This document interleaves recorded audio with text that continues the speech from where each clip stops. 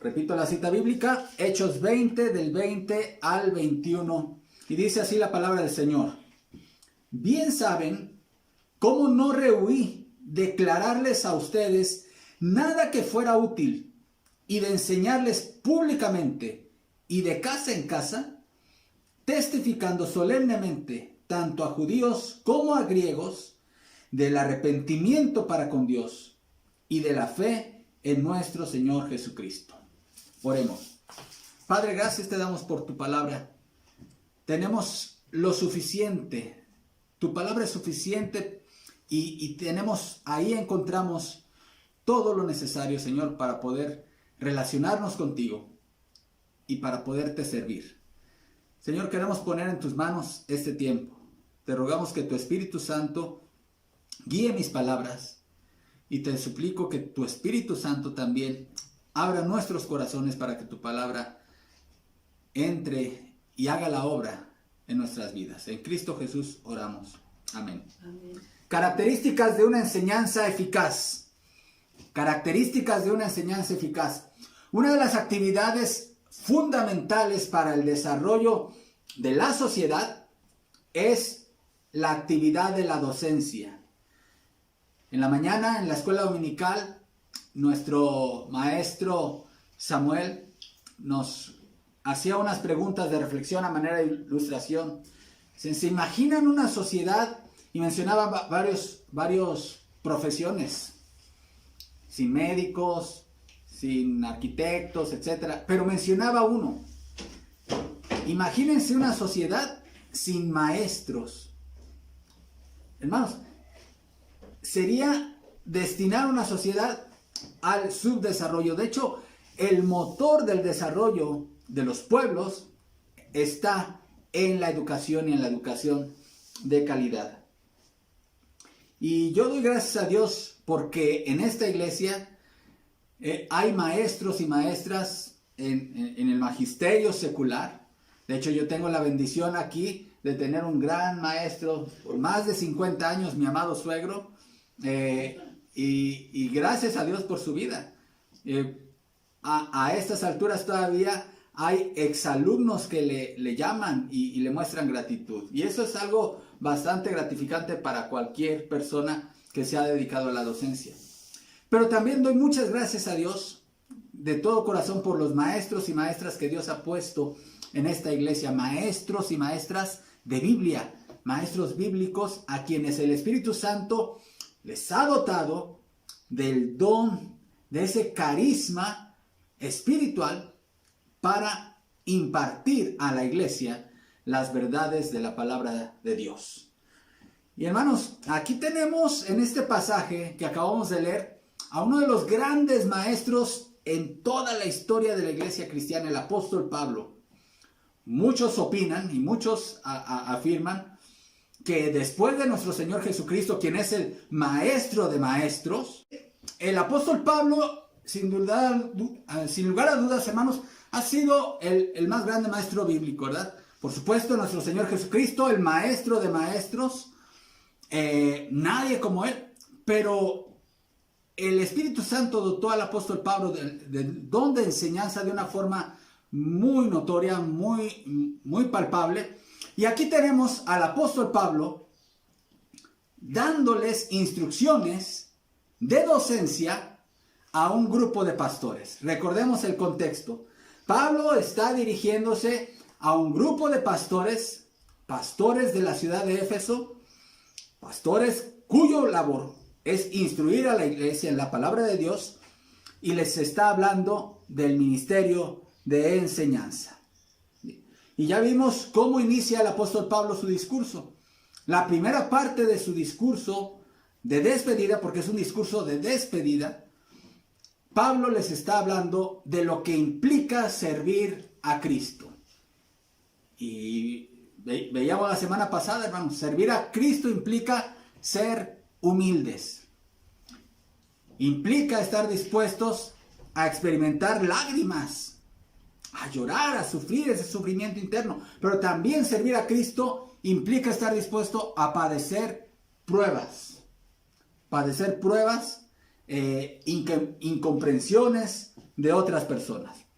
Pero aquí Pablo ahora pasa a abordar otro tema importante en su discurso con los ancianos, con los pastores de la ciudad de Éfeso, que es el tema de la enseñanza. Y es que el ministerio pastoral, hermanos, está enfocado a la enseñanza. Los pastores concentramos nuestras energías, nuestro tiempo, nuestro estudio al momento de la predicación y de la enseñanza bíblica. Sé que hay muchas expectativas que la iglesia tiene del pastor, que visite, que evangelice, que vaya, visite a las misiones, que dé consejería, y está bien, o sea, forma parte, pero la parte medular del ministerio pastoral, hermanos, es el ministerio de la palabra, es la enseñanza de la palabra de Dios, la predicación de ella. Y aquí Pablo está mencionando tres elementos importantes que hacen de la enseñanza bíblica una enseñanza eficaz. ¿Qué hace que la enseñanza bíblica sea una enseñanza eficaz? Y hay por lo menos tres aspectos de la enseñanza bíblica que vemos en este pasaje. En primer lugar, la enseñanza bíblica, para que sea eficaz, debe ser útil. Debe ser de utilidad, debe servir para algo. Segundo lugar, la enseñanza bíblica, para que sea realmente eficaz, debe ser contextualizada. Debe ser contextualizada. Y a lo que me refiero con esto, con contextualizada, es que tiene que ver con la realidad del momento histórico en que se vive la enseñanza. De nada sirve estar aplicando verdades o explicando cuestiones muy profundas si no hay manera de conectarlo con nuestra realidad actual. Y en tercer lugar, la enseñanza debe estar centrada, la enseñanza bíblica debe ser una enseñanza centrada en el Evangelio. Vamos a ver el primer punto, hermanos. Enseñanza con contenido útil. Enseñanza con contenido útil. Denme un minuto, hermanos, lo que cambio. Denme un minuto, hermanos, lo que cambio.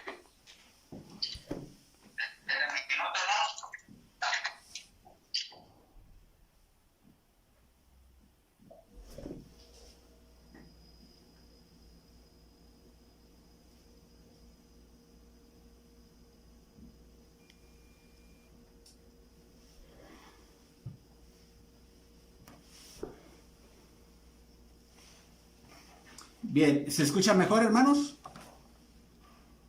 ¿Sí? Gracias. Sí, una disculpa por el inconveniente. Vamos a ver el primer punto, hermanos, de la enseñanza eficaz de la cual Pablo está hablando.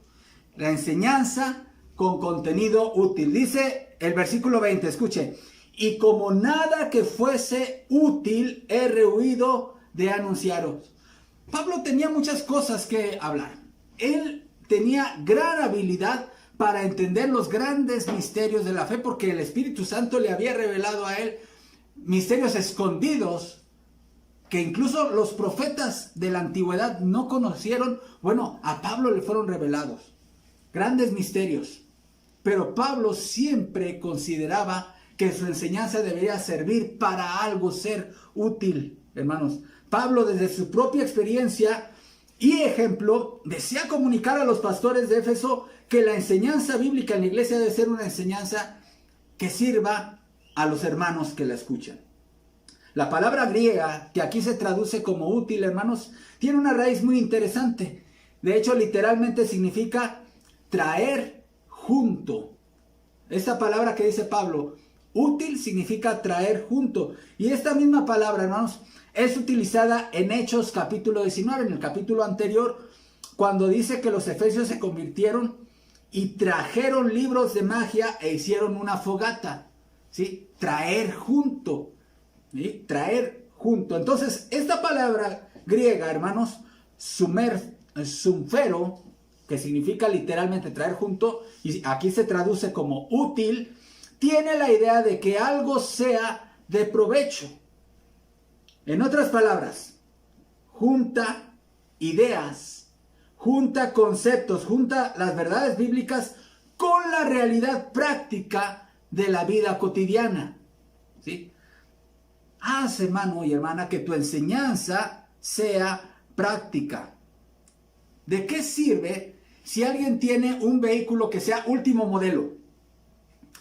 Con una gran pantalla, un gran equipo de sonido, que tiene todo eléctrico y todo el confort. Si ese carro no tiene gasolina y no hay manera de que le puedan cargar gasolina, ese carro, con todo y el equipamiento que tiene, es un carro inútil. ¿Sí? También si tú tienes el celular más nuevo, ¿sí? Con toda la mejor cámara, con la mejor velocidad y gigas y lo que quieras, pero si no tienes saldo, no tienes conexión a internet, pues es un aparato inútil. Tu enseñanza puede ser una enseñanza brillante y puedes pasarte hablando quizá 1 hora a una audiencia, pero si no lo aterrizas en algo práctico, pues va a ser eso una enseñanza inútil. ¿Sí? Puedes usar mucha oratoria, puedes hablar muy bonito, puedes hablar cosas muy interesantes, pero si la audiencia al final se queda, bueno, ¿y esto para qué me sirve? ¿Cómo se aplica a mi vida? Eso será una enseñanza inútil. Así, es una brillante exposición, una enseñanza, pero que carece de aplicación. Hermanos, para saber qué quiere decir la Biblia hoy, y esto lo hemos platicado con los maestros de la iglesia en el curso que hemos estado dando. Primero, antes de irnos a la aplicación, primero debo de conocer qué quiso decirles el autor original a la audiencia original. Mucha gente va a la Biblia y bueno, con buena intención, y dicen, bueno, yo quiero saber qué me dice este pasaje a mí el día de hoy. Pero primero tienes que hacer un recorrido interpretativo.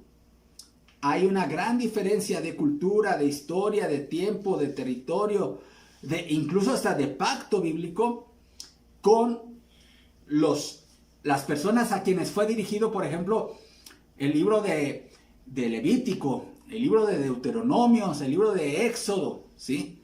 Antes de que tú digas y saques una aplicación a tu vida, primero debes saber qué quiso decirles a la audiencia original. Así que maestro y maestra de la Biblia, toda esa gran enseñanza, todo ese estudio que el Señor te ha dado, aterrízalo siempre a una aplicación práctica. Déjanos un reto, déjanos un desafío, déjanos un hábito que debemos desarrollar o un hábito que debemos abandonar. Rómpenos un paradigma mental que nos es dañino, o danos una dirección para encaminar nuestras decisiones, para vencer nuestros temores. Dinos cómo podemos hoy empezar a hacer hoy mismo con tu enseñanza algo, pero por favor, baja tu enseñanza al terreno de la práctica y aterrízalo aquí. Vuelve tu enseñanza útil, porque si se trata de una enseñanza bíblica, será útil. Vayan conmigo, por favor, a 2 Timoteo 3:16. 2 Timoteo 3:16, Pablo nuevamente le está escribiendo a otro pastor y le habla de la importancia de la Biblia, y nuestro insumo fundamental, básico, insustituible de los maestros bíblicos es la palabra de Dios. Y vean cómo se refiere Pablo aquí a la palabra de Dios. Toda la escritura es inspirada por Dios. ¿Y qué? Útil. La palabra de Dios es útil para enseñar, para redarguir, para corregir, para instruir en justicia. Pero, hermanos, la enseñanza de Pablo no solamente era útil, sino que también era una enseñanza contextualizada. Vean cómo sigue diciendo Hechos 20, nuestro pasaje base. Regresemos ahora a nuestro pasaje base en Hechos 20:20. Y como nada que fuese útil, he rehuido de anunciaros y enseñaros públicamente, note, y por las casas, testificando, note esto, tanto a judíos como a gentiles. Aquí Pablo está contextualizando su audiencia. Hermanos, no es lo mismo predicar a una audiencia infantil que a una audiencia de jóvenes, que a una audiencia de adultos, que a una audiencia general, o como Pablo ahorita tiene a una audiencia que dijimos. ¿Cuál es su audiencia aquí en Mileto, hermanos? Un grupo de pastores. Su audiencia no es toda la iglesia, son pastores. Y Pablo sabía contextualizar su enseñanza. Ya he mencionado en otras predicaciones que la predicación del Evangelio de Pablo en aquella sinagoga en Antioquía de Pisidia, durante su primer viaje misionero, era él sabía cómo era esa audiencia judía, sabía el pensamiento judío, y hacia esa audiencia presentó el Evangelio de una forma. Pero si nosotros comparamos su predicación, su sermón, con el predicado en Atenas a un grupo de filósofos que no eran judíos, que no conocían nada de la ley de Moisés, nada de las historias del Antiguo Testamento, eran filósofos. Pablo les predicó el mismo evangelio, pero de una forma totalmente distinta. ¿Por qué? Porque Pablo era un maestro que sabía contextualizar su mensaje. Noten, Pablo contextualizaba su enseñanza en cuanto a la dimensión del lugar. Vean, él testificaba, a veces enseñaba públicamente, como lo que yo estoy haciendo en este momento. Mi predicación actualmente, ahorita es pública. Es decir, me estoy dirigiendo a toda la iglesia, los que están conectados en Zoom, los que están conectados en Facebook, sean cristianos o sean amigos y visitas que nos están acompañando en este servicio. Por cierto, bienvenidos todos nuevamente. ¿Sí? Es un acto, una enseñanza pública. Pero muchas veces los pastores necesitamos hacer enseñanzas de forma privada para instruir a una persona, algún hermano o alguna persona en general, con base a una situación particular. Y entonces Pablo dice, yo no me he rehusado a enseñar nada útil, tanto públicamente como en privado, como casa por casa, como en las casas. La variable lugar, pero también la variable persona, hermanos. Pablo enseñaba, y en Éfeso enseñó, recordemos, públicamente en las sinagogas y donde podía hablar, pero ya después en privado él se reunía y estuvo enseñando en la escuela de uno llamado Tirano. Esto lo pueden ver en Hechos 19:9. Y esto, hermanos, tiene una enseñanza práctica también para el día de hoy, que muchas veces se llega a omitir en muchas aulas, incluso en muchos púlpitos. La enseñanza pública, escuche bien, la enseñanza pública va dirigida a la congregación en general, a la audiencia en general, no a alguien en particular. ¿Te ha pasado, hermano o hermana, que alguna vez vas y visitas una iglesia y de repente estás escuchando el sermón, al predicador dar su sermón, y por la forma en la cual él está hablando, como que queda claro para todos que él está dirigiéndose a alguien en particular, como si lo que está diciendo él no se atreviera a decírselo a alguien, y ocupa el momento sagrado del sermón para dar ahí, como decimos comúnmente, ahí aventar un cebollazo, ¿no? La famosa pedrada, ¿no? Pero el momento sagrado del sermón no es para eso. O sea, no podemos ocupar el momento del sermón para decir alguna indirecta, directa a alguien. Es enseñanza para todos. Ya, pues cada quien nos ponemos el sombrerito, hermanos, y si nos queda, pues que nos quede. Pero la enseñanza es general, hermanos. Si tú, y realmente es un momento muy incómodo cuando presenciamos una situación así, hermanos. Pero además, es un grave error hacerlo de esa manera. La enseñanza pública no debe ser dirigida a alguien en particular. Hermano y hermana, si quieres decirle algo a alguien, pues ve con él, ve con ella. Y si crees que necesita exhortación, pues anímale, exhórtale, dale palabra de Dios. Pero no ocupes el momento de enseñanza para eso. Contextualiza tu enseñanza en cuanto al lugar, pero también contextualiza tu enseñanza en cuanto a las personas, hermanos. Pablo era un gran maestro y él sabía identificar su audiencia. Regla número 1 del maestro: o del pastor o predicador. Conoce tu audiencia.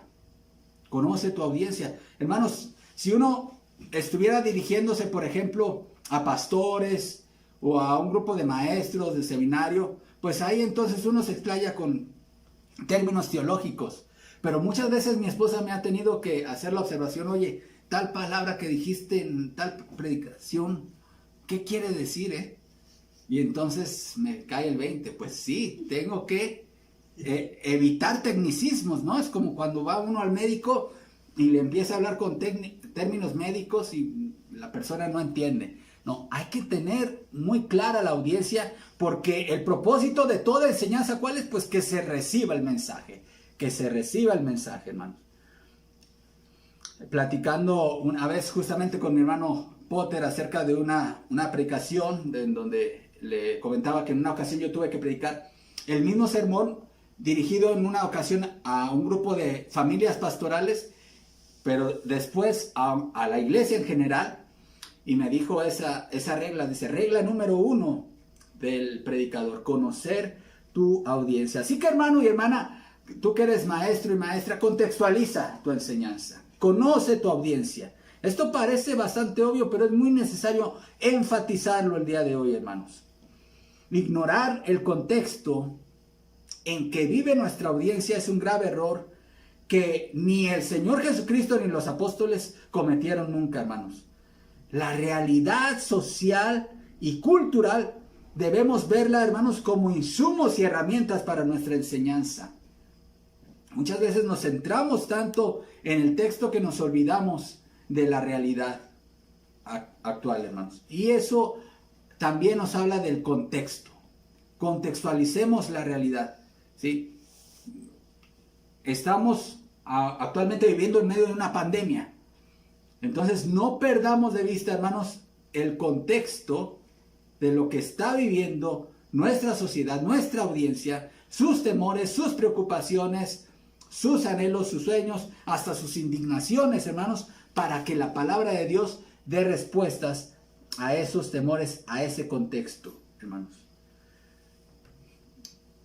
Ahí una vez decía Billy Graham que él todos los días leía 2 libros, 2 cosas, todas las mañanas. En primer lugar, la palabra de Dios.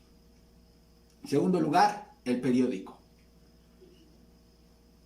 El periódico era para conocer la problemática de la sociedad, y la palabra de Dios para encontrar la respuesta a la problemática de la sociedad. Así que no te desconectes del contexto, hermano y hermana, tú que eres maestro y maestra de la enseñanza. Debemos contextualizar nuestra enseñanza, hermanos, pero hasta aquí hemos visto en el ejemplo de Pablo 2 verdades, ¿sí? Hemos visto que Pablo enseñaba verdades útiles, aterrizaba su enseñanza a lo práctico, al terreno de lo práctico.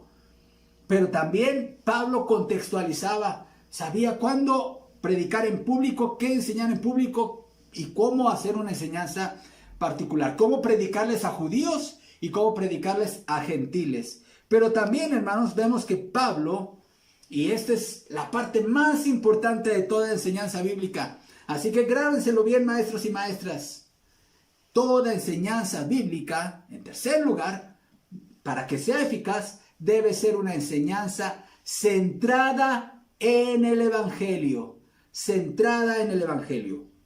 Hechos 20:21. Testificando a judíos y a gentiles acerca del arrepentimiento para con Dios y de la fe en nuestro Señor Jesucristo. Mis amados hermanos, Pablo, hasta donde sabemos, era soltero.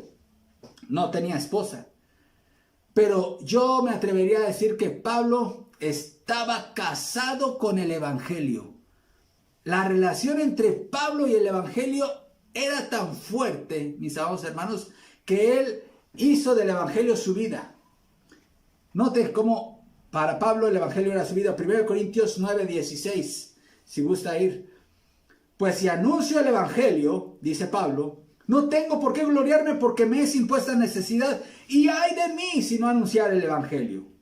En Filipenses 1:17 él decía, pero los otros por amor, sabiendo que estoy puesto para la defensa del Evangelio. Pablo consideraba que su vida estaba dedicada y consagrada para defender el Evangelio. Romanos 1:16, muy conocido: porque no me avergüenzo del Evangelio, porque es poder de Dios para salvación a todo aquel que cree, al judío primeramente y también al griego.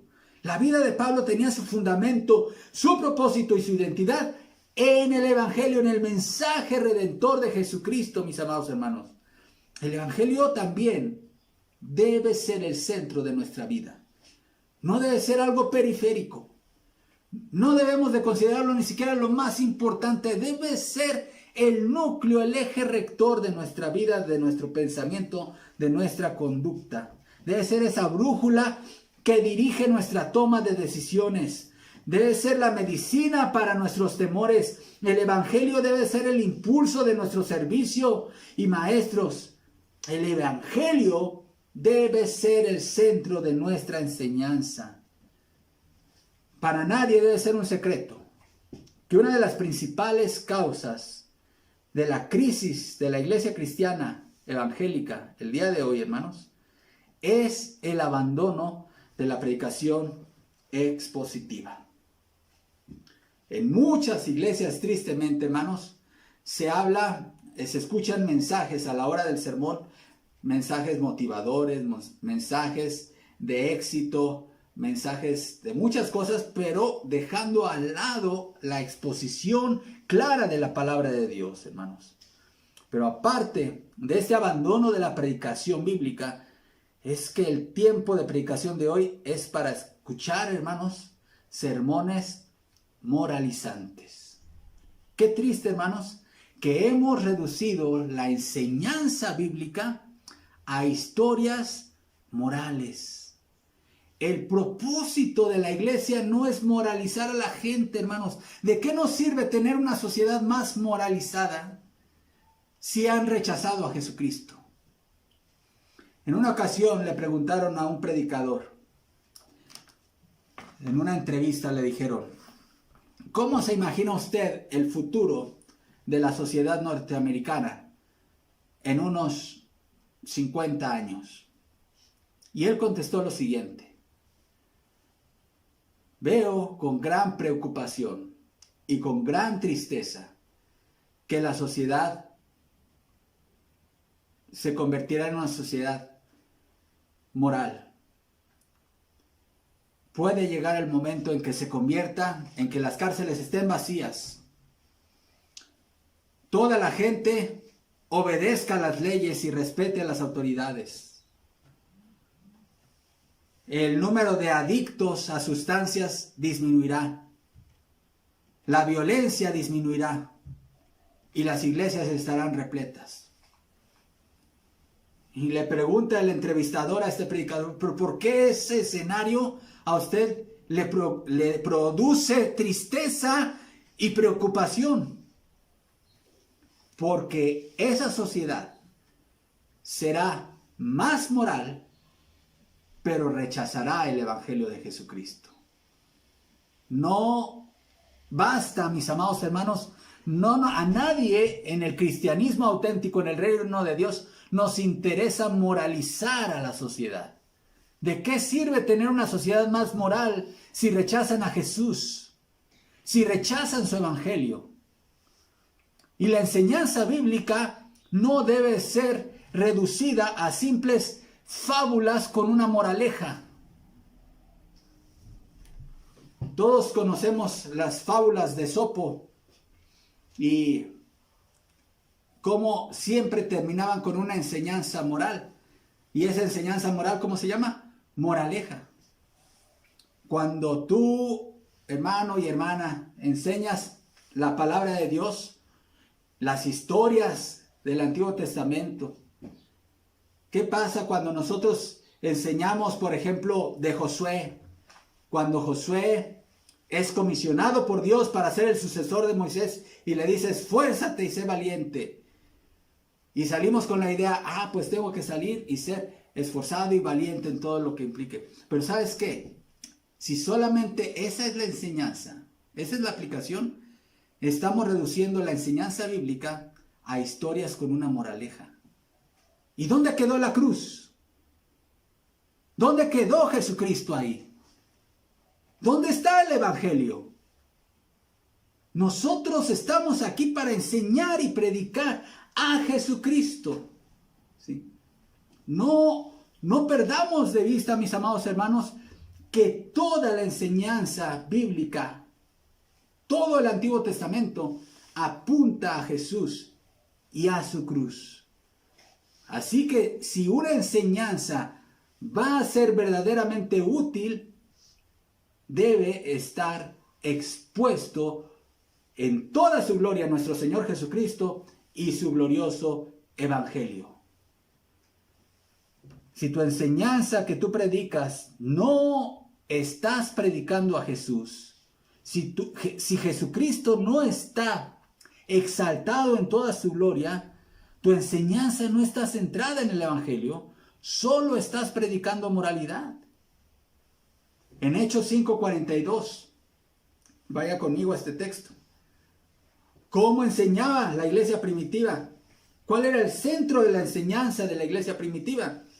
Dice Hechos 5:42, y todos los días en el templo y por las casas no cesaban de enseñar y predicar al rey David, a Sansón, a Moisés, a Daniel en el foso de los leones. No, a Jesucristo. A Jesucristo. Y Cristo dijo que todo el Antiguo Testamento habla de Él. Nuestra tarea es encontrar a Cristo ahí. Encontrar su cruz.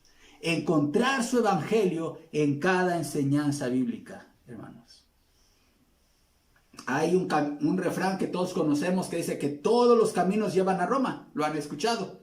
Bueno, pues yo les digo, mis amados hermanos, que todos los pasajes de la Biblia llevan a la cruz de Cristo.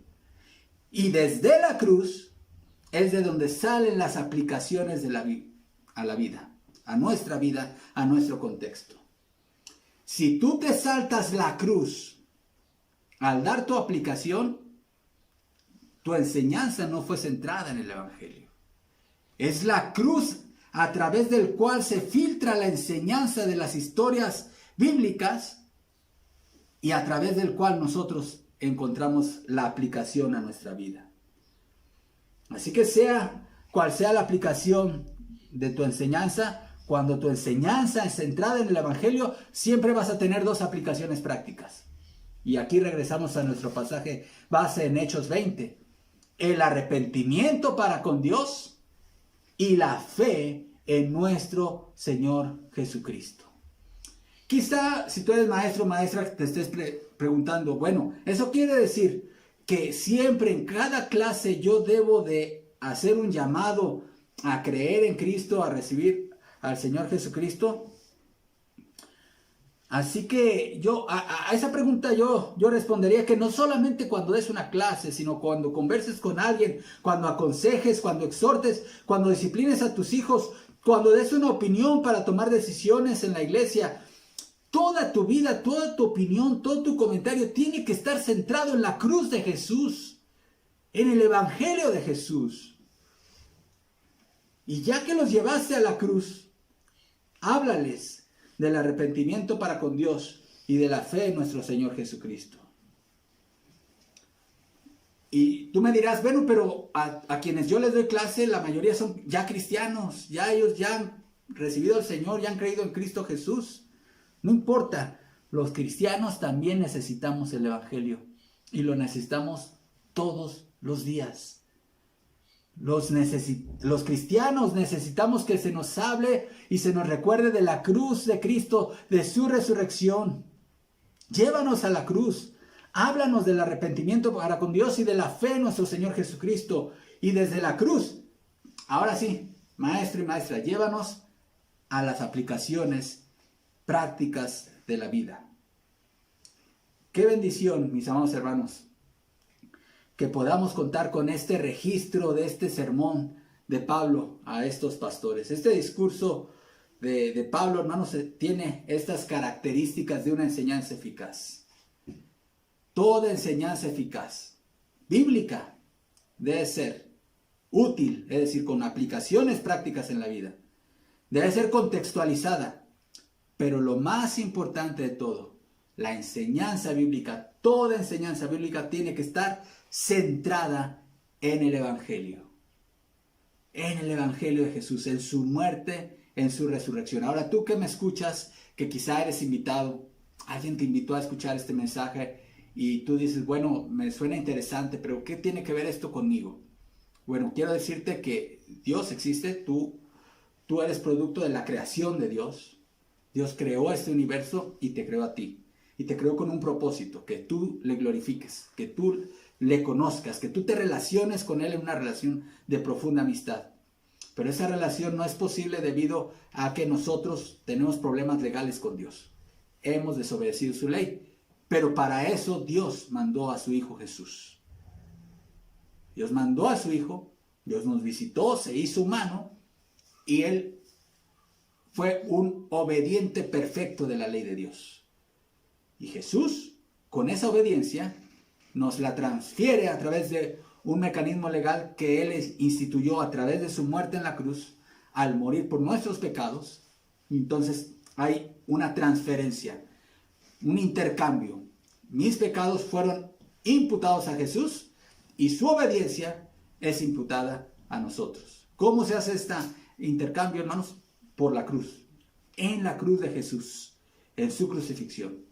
Pero yo obtengo ese regalo del perdón de Dios y de la vida eterna al poner mi fe en Él, al creer en Él. No es a través de dar dinero a la iglesia, no es a través de tratar de moralizarme o regenerarme por mis esfuerzos, no es a través de ninguna otra cosa. Es a través de la fe. Pablo habla aquí de dos elementos que en realidad son dos caras de la misma moneda, arrepentimiento y fe. No son dos cosas, es la misma cosa. Alguien ha dicho de una forma muy elocuente: el arrepentimiento y la fe son los dos brazos que se extienden para recibir un regalo, el regalo de la vida eterna. Y la pregunta es aquí, amigo y amiga, tú que nos visitas, ¿ya has obtenido el regalo de la vida eterna? Puedes decir con toda honestidad contigo misma que Jesús es tu Salvador, que tienes una relación personal con Dios, que si mueres hoy sabes que eres parte ya del reino de Dios. Si es así, yo me gozo contigo. Pero si no estás seguro o segura, te invito en el nombre de Jesús que entregues tu vida a Jesús, que creas en Él y que lo confieses como tu único y suficiente Salvador y Señor de tu vida. Oremos. Padre, gracias por tu palabra bendita. Gracias, Señor, por tu enseñanza. Gracias porque tu palabra es útil, Señor. Útil para nuestro crecimiento espiritual, para nuestra relación contigo. Padre, te rogamos y te damos gracias, Señor, por la vida de los maestros y maestras a quienes tú has puesto en la iglesia. Tanto por los que han laborado o laboran en el ámbito secular, como aquellos a quienes tú has llamado para la enseñanza de tu palabra aquí en la iglesia. Bendícelos grandemente, llénalos de tu Espíritu Santo, Señor. Y te rogamos que en cada enseñanza nos guíes a la cruz de Jesús. Nos guíes a ver su gloria. Recuérdanos cada día tu evangelio, Señor. Y si alguien aún no ha sido salvo, si aún alguien no te conoce en esa relación de amor, te suplico, Padre, que tu Espíritu Santo esté trabajando en este momento en esa persona y hoy se entregue a ti. Señor, en tus manos ponemos el resultado de esta predicación. En Cristo Jesús oramos. Amén. Amén. Que el Señor les bendiga, amados hermanos. Igualmente. Muchas gracias, pastor.